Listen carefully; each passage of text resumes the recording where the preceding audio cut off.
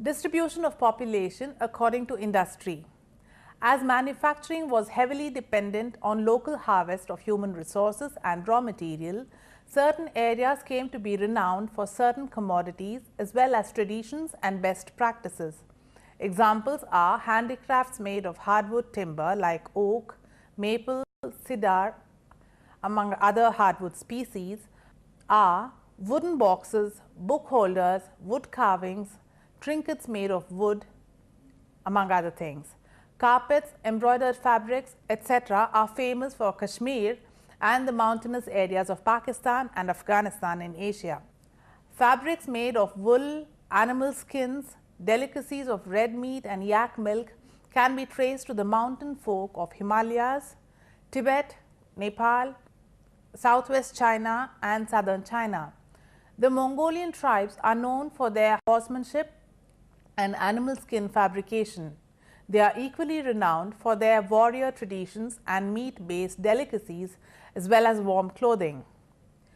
The geographical isolation of Japan led them to specialize in inventing scientific applications and manufacture of sensitive electronic goods which could be light in weight and volume for exports. Same is the case with Switzerland. We will learn more about Switzerland when we deal with Europe. Switzerland specializes in chocolates and sensitive electronics. India is a vast subcontinent with a very diverse spread of geographical features. In fact, all geographical features found on planet Earth are found in the Indian subcontinent.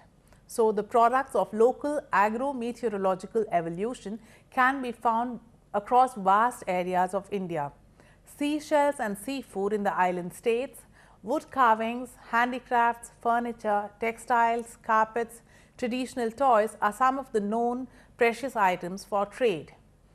Agricultural produce or farm produce span from cereal and grain production to floriculture, horticulture, orchid farming, spice trade, rearing commercial crops, sericulture and poultry farming, among other allied industries of animal husbandry. These are all subsumed under the banner of agriculture and are found in the Indian subcontinent. All sectors of agriculture are nourished by the landscape, climate and weather patterns, soil conditions and water availability in the specific region.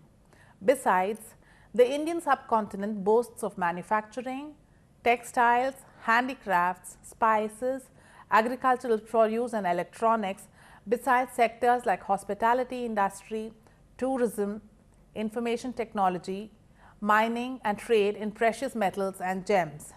That apart, the Indian subcontinent itself hosts a veritable pot of mineral deposits ranging from iron ore to precious stones like diamonds and manganese. For a full list and in-depth reading of the wealth that accrues from mining minerals in India, please do read the article available on this Wikipedia link. Among Asia's farm produce, some food grains and other farm produce enjoy near monopoly. Rice, wheat and tea are produced almost exclusively in the balmy tropics of Asia. Other agricultural produce include aquaculture, barley, beef, beet sugar, breadfruit, coconuts, coffee, corn, cotton, fisheries, jute, millets, milk and milk products, mulberry rearing, that is sericulture, potatoes, palm oil, pork, poultry, rye, rice, rubber, sugarcane, spices, soybeans, tobacco, tea, wheat, wheat, etc. Here below you will find a table comprising of statistics of agricultural output. Asia has a veritable palette of mineral deposits.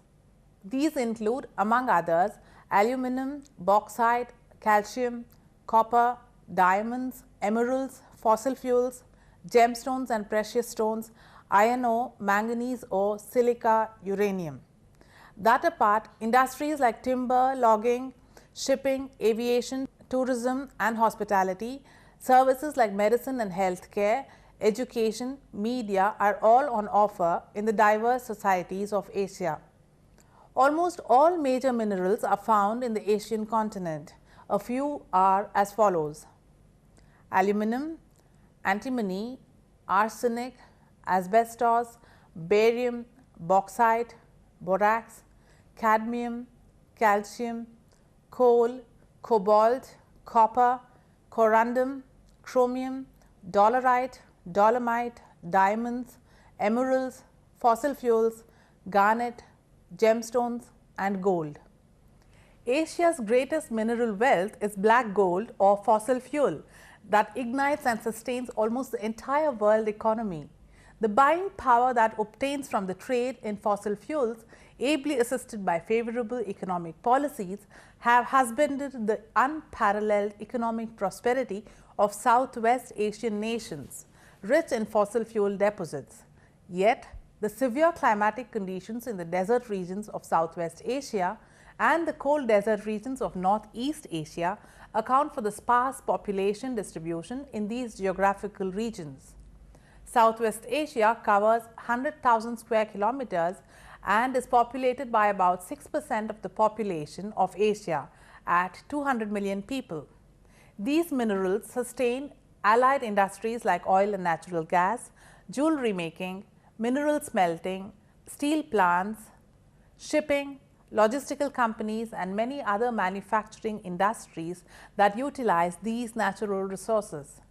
This spectrum of natural resources has the potential to spawn infinite employment opportunities, but transition economies of Asia are riddled with corruption, bureaucratic red tape, the green lobby and also not the least geographical questions like terrain, weather vagaries and low productivity amongst the industrial workforce.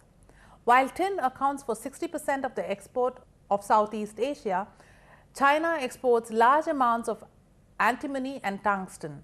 Aluminum, tin, lead, tungsten, mercury, iron ore, natural gas and fossil fuel deposits, copper, coal, gold, manganese, zinc, sulfur, cadmium, molybdenum are widely spread out in Southeast Asia.